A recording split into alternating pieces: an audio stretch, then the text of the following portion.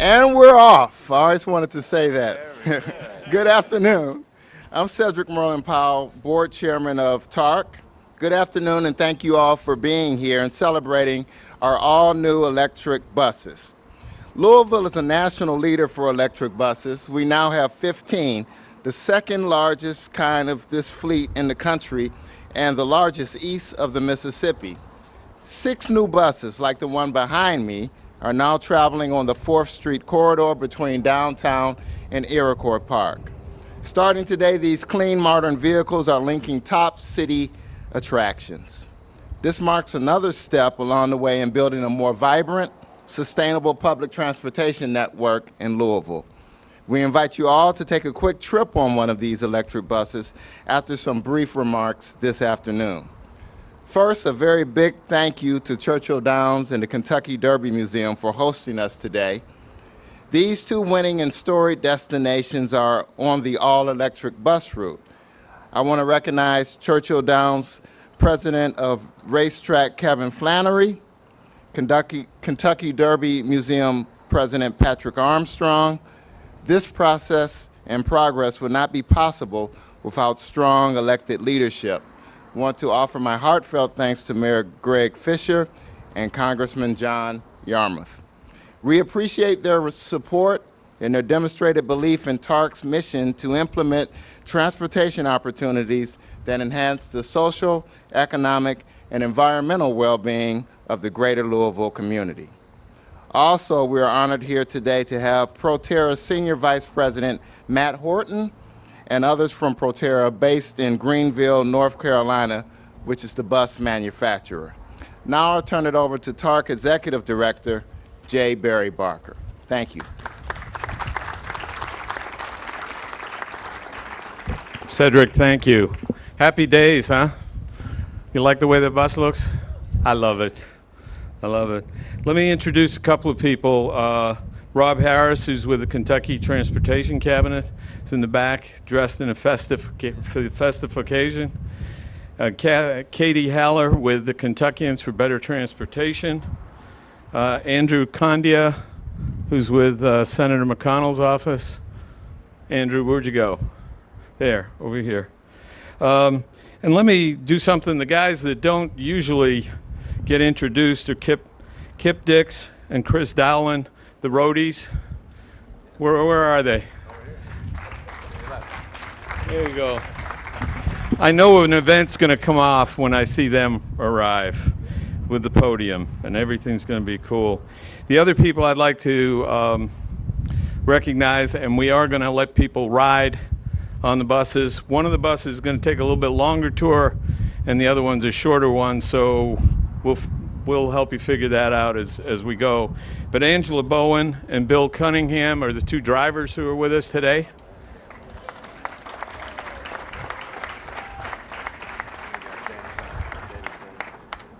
And then we got Dan Johnson and David James from Metro Council.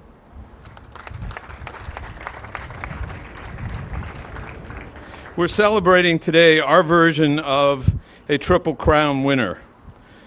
The electric buses are modern, clean public transportation. They make TARC a more attractive option. Come give us a ride. The 6 buses represent a $4.6 million investment, primarily with federal grant funds, thanks to Mitch McConnell's office and John Yarmouth, who have voted the right way on occasion and make sure that public transportation flies. They are desperately needed, and the benefits are significant for the entire community and TARC's passengers. Zero emissions.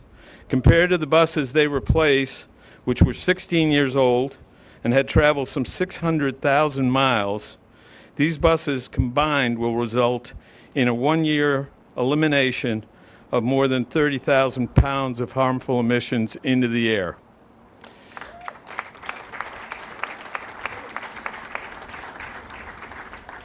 In addition, they will save an estimated 60,000 gallons of diesel fuel.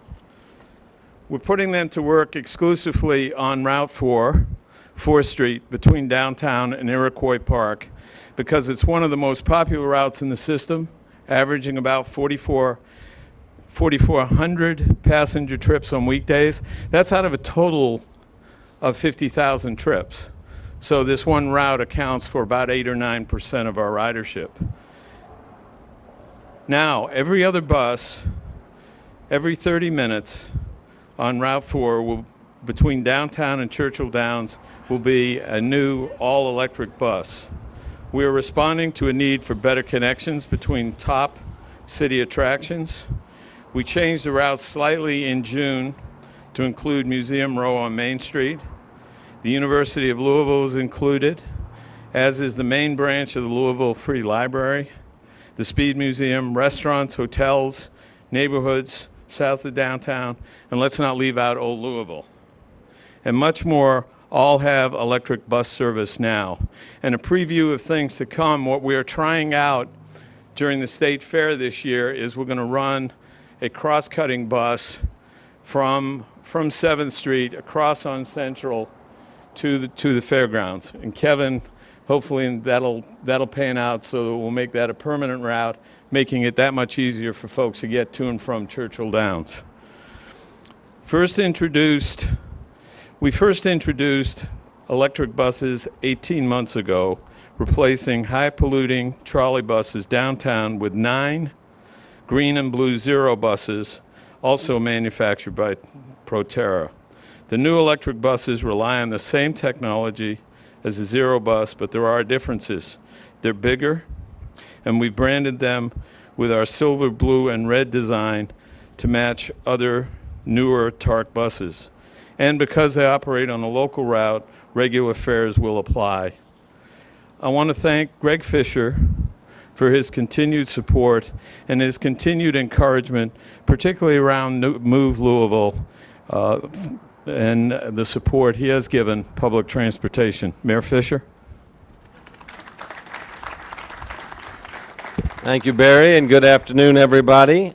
Since I first came into office some 5 years or so ago, we've put continued emphasis on our city becoming a more economically competitive city, and that means being a healthier city as well, not just our physical health, but our environmental health as well. So efforts like these, when we're adding sleek, modern buses to our TARC fleet and being able to say we're the largest all-electric or electric fleet east of the Mississippi River, are really important for our city because, as everybody knows here, Louisville's going through a tremendous renaissance right now in our built environment.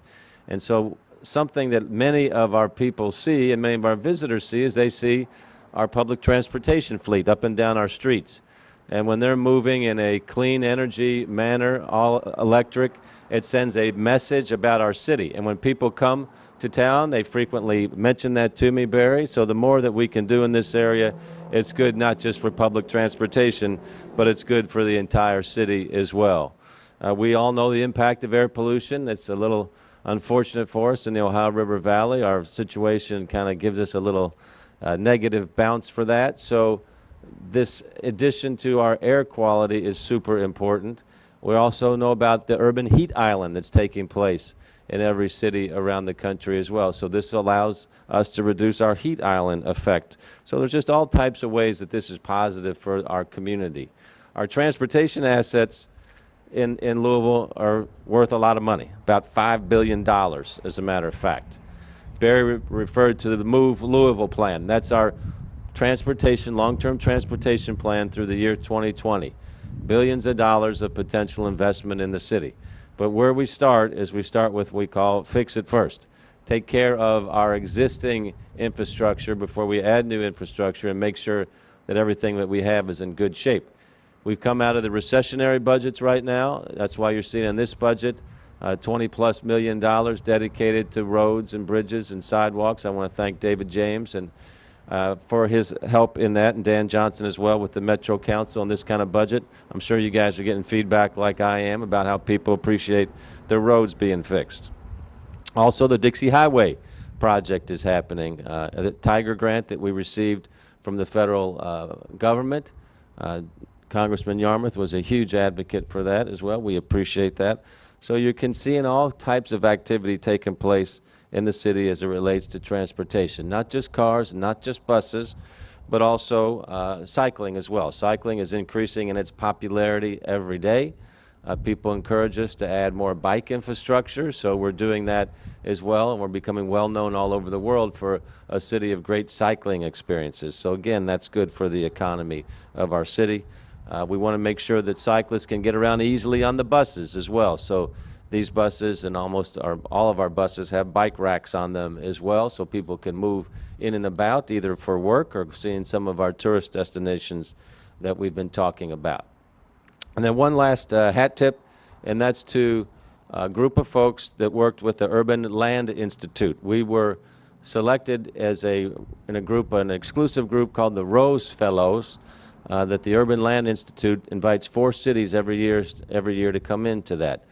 So this was about 3 years ago when we went through as a city, and what we focused on was the 4th Street corridor. Gretchen Milliken is here with us today. She was one of our fellows. Thank you, Gretchen. And among the recommendations of our Rose Street Fellows was to add bus service that connected downtown to U of L and tourism destinations like Churchill Downs and Old Louisville. So to do this with electric buses really pulls it all together in a really, really nice way. So we're making this a sustainable reality. So making smart, sustainable investments like these new electric buses are essential so we can modernize our transportation system to support the thriving 21st century economy that we can see here taking place in our city. And I can tell you it is taking place with great assistance and leadership from our Congressman John Yarmuth. So please welcome Congressman Yarmuth. Thank you, Greg. Good afternoon, everybody. I want to thank Mayor Fisher, Cedric, Barry, and everyone else at Metro Government and TARC who work so hard every day to make sure that we have a reliable public transportation system. I think as somebody who's born and raised here and grew up here and watched other cities make great strides forward in public transportation and saying, oh, Louisville's just a car city, that's all there is to it. We're changing that picture and through all the leadership here. You know, there's a narrative going around, and you probably heard it, that we'd all be better off if government just gets out of the way. And it sounds really good sometimes. It's a great bumper sticker, but in practice, it really doesn't hold up. There are a lot of critical necessities in our society that don't get done without government.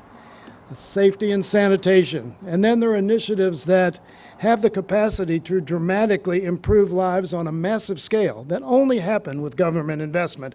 And we're looking at an outstanding example of that today. This investment, funded largely by a Federal Transit Administration grant, will help Louisvillians more efficiently get to work, to school, to job interviews, doctor's appointments, and everywhere else.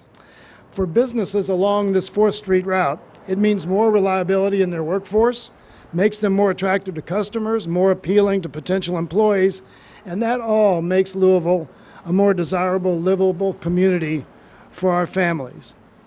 And equally important is the investment equally important is the impact that the investment will have on our environment. Greg and Barry talked about that, the reductions in emissions, the fuel saved, and the improvement in our air quality, all of which is very important in our community. And these developments will make us healthier as individuals and as a community.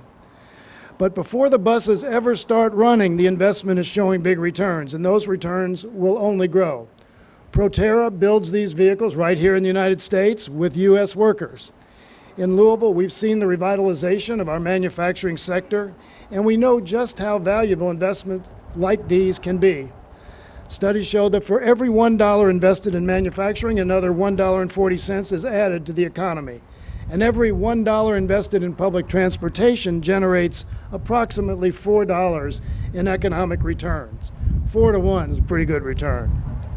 So anyone who says that government should be run like a business but doesn't get excited about infrastructure investment, well, everyone's entitled to their political opinion, but I'd think twice before going into business with that person.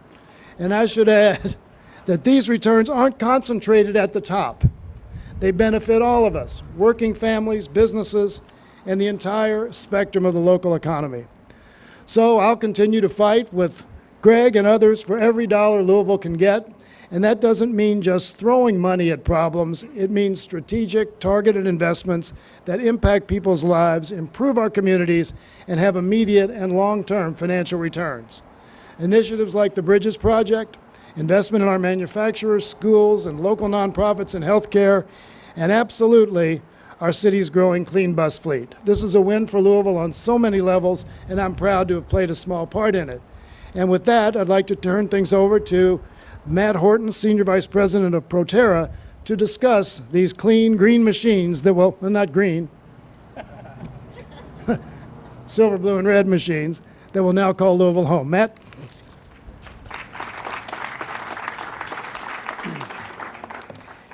Thank you, everyone. Very pleased to be here. Wanted to just take a moment and thank both your local leadership and your congressman for the strong support of transit in Washington, D.C. So I am Matt Horton, Senior Vice President of Sales and Marketing at Proterra. For those of you who don't know much about the company, Proterra really is a classic American story of entrepreneurship and innovation.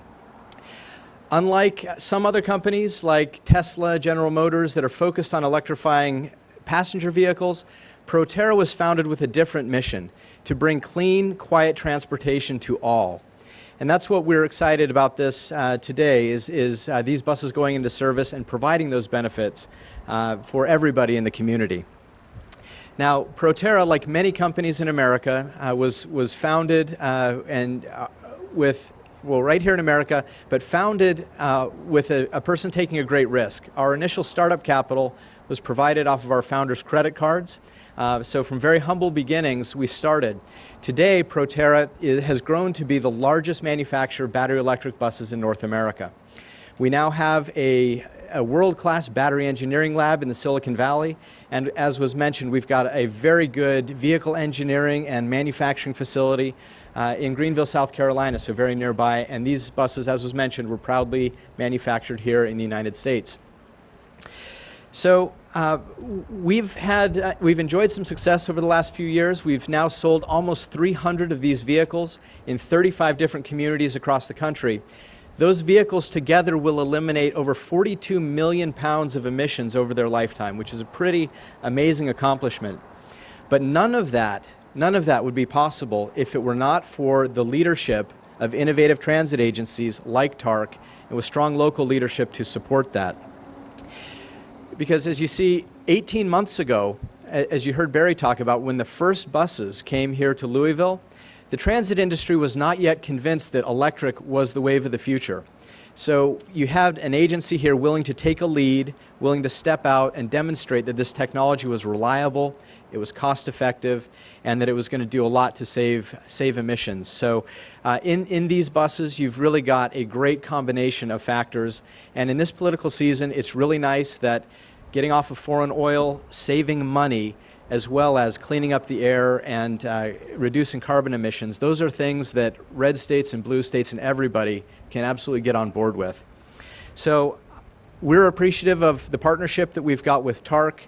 We're very thankful again for the local leadership, and as a company, Proterra is really pleased to have been able to partner in this event today and to be able to bring clean, quiet transportation to everybody here in Louisville. Thank you. I'd now like to turn over to Kevin Flannery, the president of Churchill Downs Racetrack. Thank you. Welcome, everyone. Mr. Mayor, Congressman Yarmouth, I want to welcome everyone to Churchill Downs. This is the home of natural low-emission horsepower for 142 consecutive years. So I hope you all have a great time. You know, it really is special to be here because we've been here for 142 consecutive years. But that may not have happened without partnerships with public transportation. We survived each and every year and during some more years because of the cable car derbies. Those years when people were encouraged to save resources to use public transportation to get to Churchill Downs, to get to the track, to enjoy the derby. So we think this is a natural setting for this great announcement today.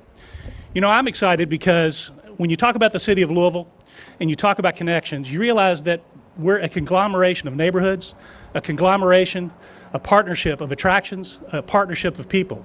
So connecting our downtown sector to the south end, to the vibrant south end, Iroquois Park, Churchill Downs, Old Louisville on the way out here, all the neighborhoods is exciting. We're not just about 1 week in the first week of May. We're here year-round. We run over 75 days a year, and we're excited that our fans, our customers, will be able to use these buses to get here. But the rest of the year, we're open as well. And one of our great partners, the Kentucky Derby Museum, is here today to talk about that as well.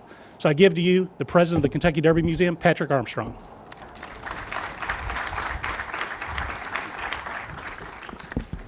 Thank you, Kevin. Around here, we are all about horsepower, so we can really get behind these new buses. Each year, we see close to 230,000 guests from all over the world coming through our doors at the Kentucky Derby Museum, from local Louisvillians and students to international travelers and private groups. They are all seeking to learn about the history and excitement of the Kentucky Derby, and we are proud to share that with them as one of the top attractions in the region. Having this new green public transportation option offered to our visitors of the Kentucky Derby Museum is a fantastic amenity. Guests can easily find information on all bus schedules and routes by connecting to TARC's website via hours at derbymuseum.org. I think guests will be pleasantly surprised to discover they can now easily utilize this all-electric bus route to visit not only our landmark attraction, but so many of the places that make Louisville a great city to explore, visit, and this will provide a new level of connectivity visitors and residents alike will appreciate. We look forward to seeing these new state-of-the-art buses in our neighborhood, and we will work hard to provide a warm welcome to each visitor at Kentucky Derby Museum, where every day is Derby Day.